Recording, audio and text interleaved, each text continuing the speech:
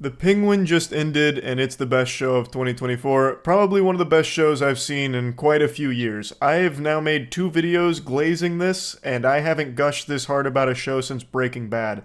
I want to be clear though, I don't think The Penguin is up to Breaking Bad level or anything. I'm just saying I haven't been this excited about a show in so long. I thought Shogun had 2024 in a titty twister. I thought that was on lock to be the best show of the year. Not the case. The Penguin came around and it showed there's a new sheriff on the block. I was pretty confident that this would be a good ending. The show has been extremely consistent. It hasn't really fallen off at any points. There was never any moments where I was like, ooh, that was shitty. They really stunk the place up with that. There was never any ass pull moments, right? Like, there wasn't even a ton of Batman fan service. In fact, there was no Batman fan service, spoiler, until the very end, which I think is earned. They absolutely earned that little bit of fan service at the very end where it felt rewarding. It felt like a great payoff. There was never any moments in the show where I was concerned that it was going to start to fall apart and fumble, so I was confident that the ending would be good, but I didn't expect it to be this good. This had me going, wowee. Like, it was extraordinary. Just like when your mother calls me up to go to her house, I was blown away. Pretty much everything you could do right with an ending, they did, and then some. I have no complaints about the ending at all. I do want to talk about it though, and it's going to get spoilery. I'll save that for a moment. I think this show is an absolute must watch, even if you hate Batman. If you wake up in the morning just to hawk a loogie on a Batman comic book because you can't stand the character and you can't stand the world that's been built with it, I still think you might end up liking this show. Because it has nothing to do with Batman or anything even comic book adjacent. It is truly a crime drama where you follow a despicable villain that never at any point feels like it's just cartoonishly evil for the sake of it. This show does an unbelievably good job of walking the fine line, tap dancing on the line between too far and just enough, where you can kind of root for him, but then you're always reminded, no, this guy's fucked. This guy is evil. This is bad news. This guy's a real jerk. Like, he'll do anything for power. And he'll have vulnerable moments with Victor, who kind of becomes the heart of the show, and the relationship between Victor and Oswald. Their chemistry is great. Like, they sell it in a big way. You get to feel so much emotion from both characters. So at no point when you're watching Oswald, he's the main character, do you ever feel like, oh man, I can't wait for this guy to die. Like, you're always just wondering, how is he going to accomplish his goals? And what's he going to do when he gets there? Like, I know he cares about power, but he also shows multiple times, like, he does seem to, like, understand the people around him. Does he actually care about them? And then he'll do something where you're like, he probably doesn't care about him. Like, he just treats everyone as NPCs in his game. And even his relationship with his mother in the finale gets a whole new dimension to it. Now, the show's not perfect, and I don't want anyone thinking that I'm saying it is. That's an unrealistic expectation going into it, because it's not. It's got flaws, just not very many of them. The main thing I didn't like with the decision they made, this is big spoiler, huge spoiler warning, now that that's out of the way, I did not like what they did with Salvatore Maroni. I feel like the character was heavily underutilized. I understand he's not like the focal point there, but he was built up to be a big player, and he did play a sizable role, for sure. I don't want to downplay that. But at no point did he ever really feel like a genuine threat to Oswald. And the way they kill off Maroni, I just thought was really underwhelming. It kind of did like the early Game of Thrones thing where they kill off a major character in a less than satisfying way, because it's realistic. Not every character is not everyone's gonna have like this big send-off climactic death where they die in like a hail of bullets, while they're strangling 2 bears in each arm, right? They're not gonna have like this crazy death. Explosions behind them, blood, guts, and titties all over the place, and they sail straight to Valhalla. But it still just didn't feel earned from Oswald in the moment. What ends up happening is, as Maroni and Oswald are in a scuffle, they're fighting each other, it's getting pugilistic. Maroni's winning. Maroni is beating Oswald's ass, and he has the advantage until he suddenly has a heart attack and dies. And Oswald recognizes that he didn't really win fair and square. Of course, he then tries to convince himself that he did, but he's yelling at the body of Maroni like, why'd you do that? Get up! And then he just starts shooting him, saying, I won, I won. But it's clear he knows that he just won from RNG. He didn't actually fully beat Maroni on his own power there. And I think that was the purpose of it, but it's still in the moment. Like, it just didn't feel like a satisfying send off for this character that I feel like should have had a bigger role to play in the grand scheme of things. But that's not even a huge complaint. Like, it didn't bother me that much because where it goes from there, like what happens as a result of his death, I think is really strong.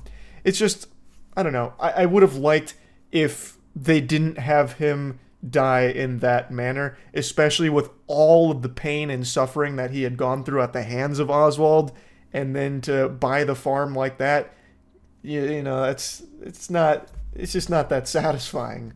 That's really the only thing I actually didn't like. Everything else in the show I liked a lot. I do think there are some maybe pacing things that people won't love, especially early on. Like, my parents started watching it, my dad said that it's a little slow for his taste. Even though a lot of the shows my dad likes are very slow shows, he felt that this one had a lot of plotting before you started to see a lot of the plans come together.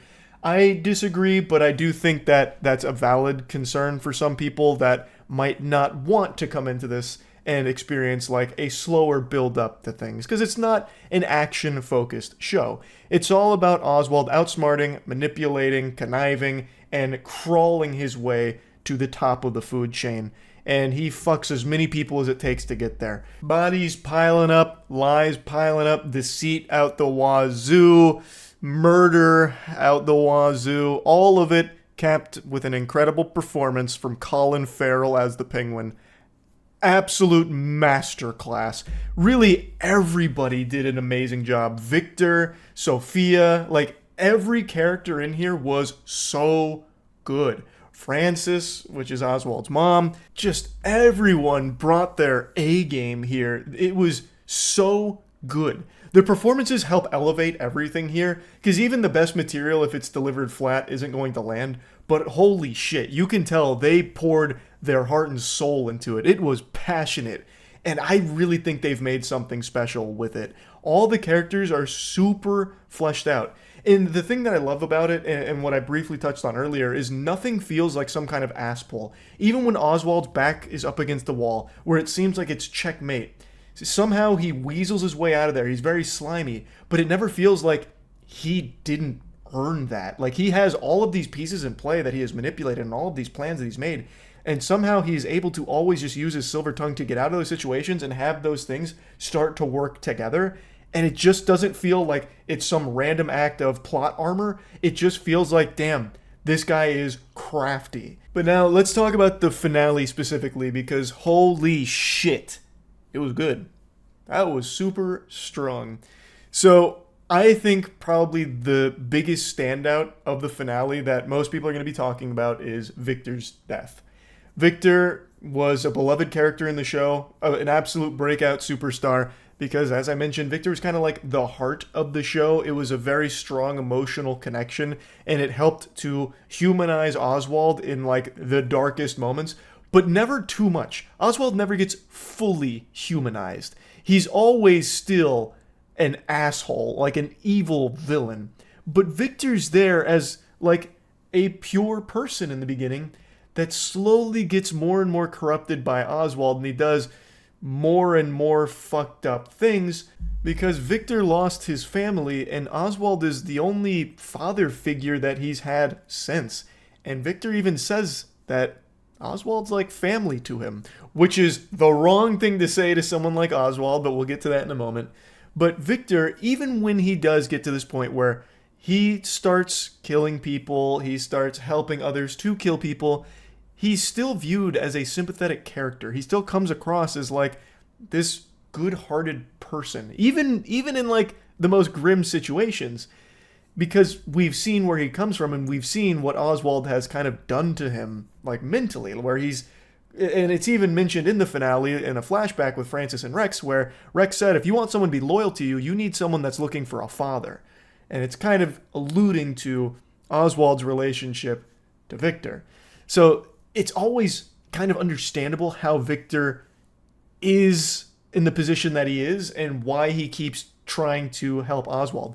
And Victor becomes a very strong player in this crime game. He saves Oswald twice. He is solely the reason Oswald didn't lose in the end. He saved him again, and it ultimately led to Oswald becoming king of Gotham, the king of the Gotham underworld. It's all thanks to Victor. And his reward for it was Oswald killing him at the very end. Right after Victor mentions that Oswald is like family to him, right after Victor tries to coach him from his lowest point when his mother is in a vegetative state, Oswald then kills him, mentioning that he can't have family anymore because it's a weakness. It was also foreshadowed earlier on, I feel, in the episode where Oswald was talking to the councilman who said that he needs to be squeaky clean, and Oswald said that he's clean as a whistle. Well, Victor knows everything Oswald has done, and the lies that Oswald told the councilman, well, Victor knows they're lies, so that could be a liability, and I feel like at that moment, that's when Oswald decided that Victor had to die. That's what I think, but ultimately, this was the final nail in the coffin where all viewers would know once and for all, Oswald is an irredeemable piece of shit. And it didn't feel like it was there for the sake of shock. It didn't feel like they did this big twist just to subvert your expectations.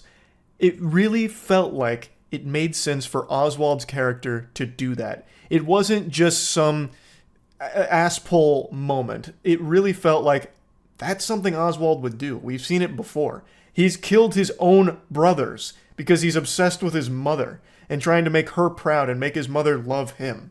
Like, this is in line with his character, and his character is evil. I think it was so fitting for the finale. And another thing is that relationship between Oswald and his mom is a weird one, and it's explored, and they show you it's weird. They're not hiding it, and it doesn't feel like it was just supposed to be shocking, because they've shown that it's a weird relationship throughout the show.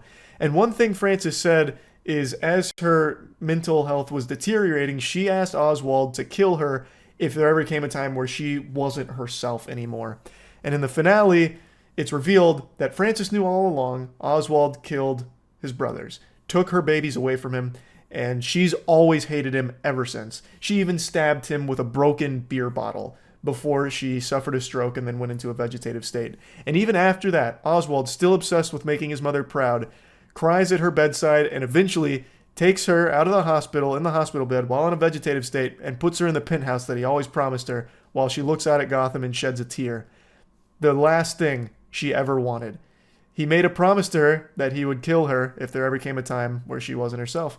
And he broke that promise but kept the other one where he was going to put her in a penthouse.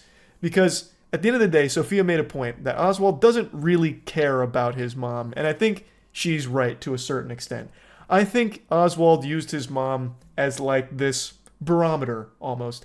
I feel like Oswald's obsession with his mother was used as a tool to justify his own greedy ambitions and trying to convince himself that that wasn't the case. So he just reaffirms it over and over again. Everything I've ever done is for Ma. Everything I've ever done is for you, Ma. I did all this for you, Ma. But really, at the end of the day, he didn't. And it's clear he didn't. So I think that was so well done. Like, everything in the finale was exactly what it needed to be and more. Sophia, like a very fitting conclusion to Sophia, I feel. I do think a lot of people might be bothered, though, by how her arc concludes with the Penguin winning. I've already talked about that. And instead of killing her, he instead uses her as the scapegoat for everything. She is the ultimate fall guy, and she ends up right back where she started, in Arkham. And I think to a lot of people that'd be less than satisfying because she ends in the same spot she began, and for most people that's not satisfying. Like Joker 2. That was one of the biggest critiques of the ending, is how unsatisfying it is that it basically just ends the same place it began and nothing changed. But the reason it works better in here, in my opinion, is because so much changed. So much changed in everything. From Sophia's release to her institutionalization in Arkham Asylum. So to me, it doesn't feel like unsatisfying or anything. It feels like a conclusion that once again just highlights how fucked up the Penguin is. Like, killing her would have been more of a mercy than locking her back in Arkham, because one of Sophia's biggest things was she just wants to be free. At the very end, she recognizes that, She decides she wants to leave Gotham, but the last thing she needs to do for that closure is kill the Penguin and make him suffer. Unsuccessful, the Penguin won, and then put her right back in that cage. It just is another example of the bad, bad man that the Penguin is. So I think the finale was pretty much perfect, and I really liked the fan service at the end with the bat signal, as well as bringing in the Selina Kyle letter to Sophia in Arkham. So it's hinting that Sophia will be coming back in the future, which I think is great because that character was so good. So good. Oswald and Sophia are great villains. They knocked it out of the park with that. I just think this show was amazing. I cannot gush about it enough. I highly recommend checking it out. That's really about it. See ya.